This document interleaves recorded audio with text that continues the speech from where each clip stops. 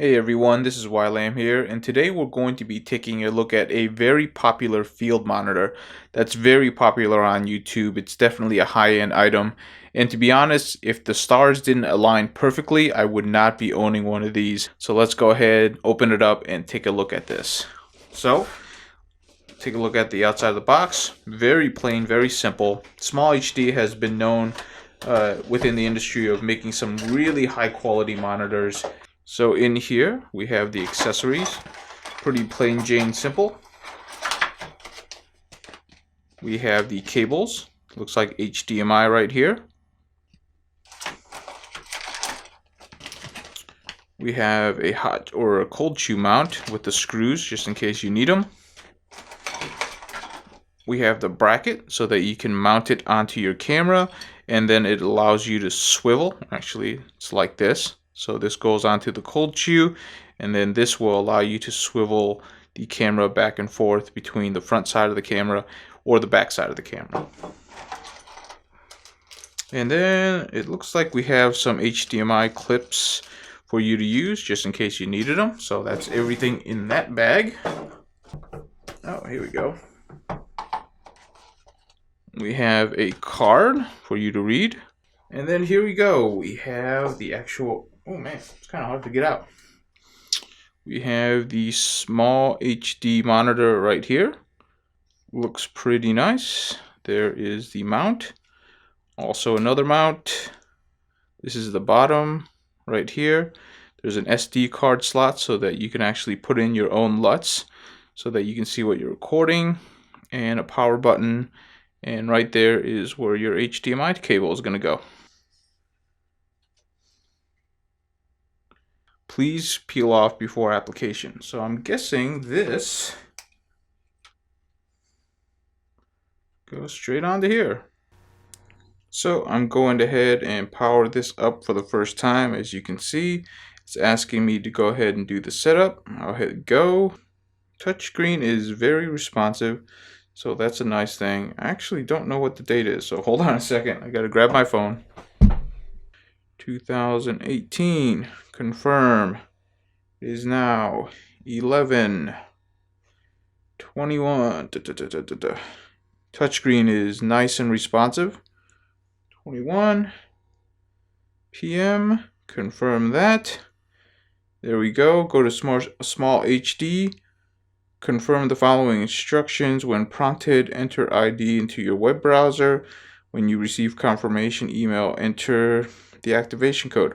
Okay, so let's go ahead and talk about the SmallHD system, what I like and what I don't like. I definitely like the form factor, I like the weight, and also I like the overall quality. The screen's definitely bright enough to work outside, which is great.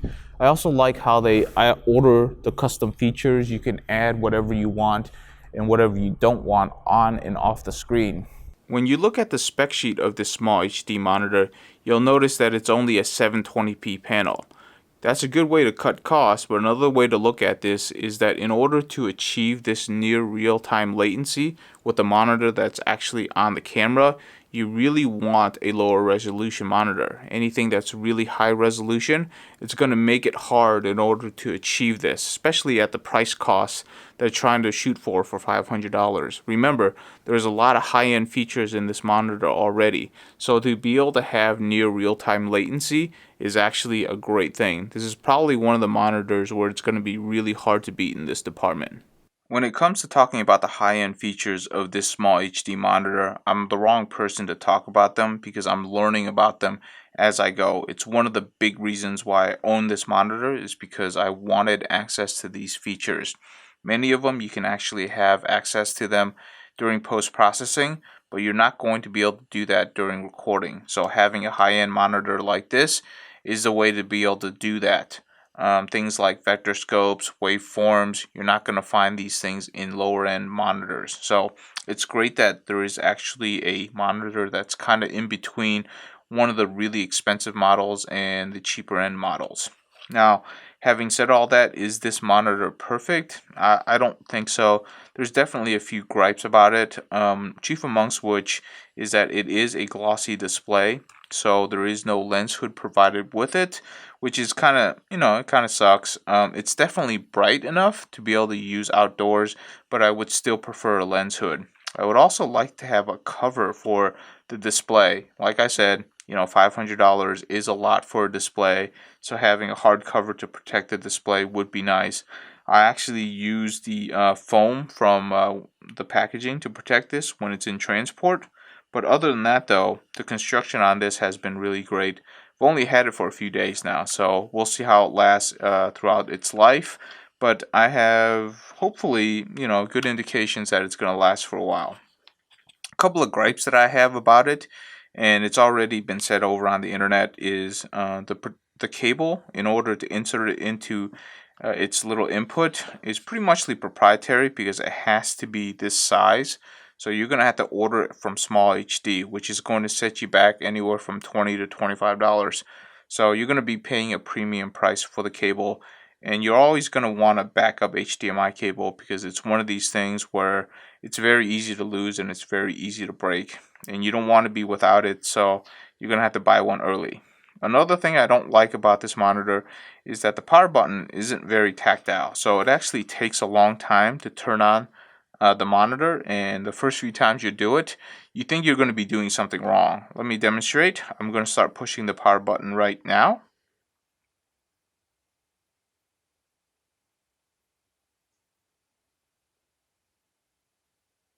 And there we go, the display just turned on. It takes quite a while to push in that power button in order to actually turn on the display. Like I said, because it's not very tactile, you think you're not doing something right, but you are. It just takes a while. In order to turn it off, it's actually a lot quicker, so I'm pushing in now, and it's off. So other than that, though, I mean, the battery life on it has been great. These Sony MPFs, they're relatively cheap. You can get a lot of them, or if you own like lights, they're very popular amongst lights. So you'll probably have a few of these already. That is my initial impressions of this monitor. Like I said, I've only had this for a few days. As I use it, I'll probably get to know more about it, and then I can give you a more thorough review of it. If you have any questions, please leave in the comments below, and I will do my best to answer them. And until next time, thank you so much for watching.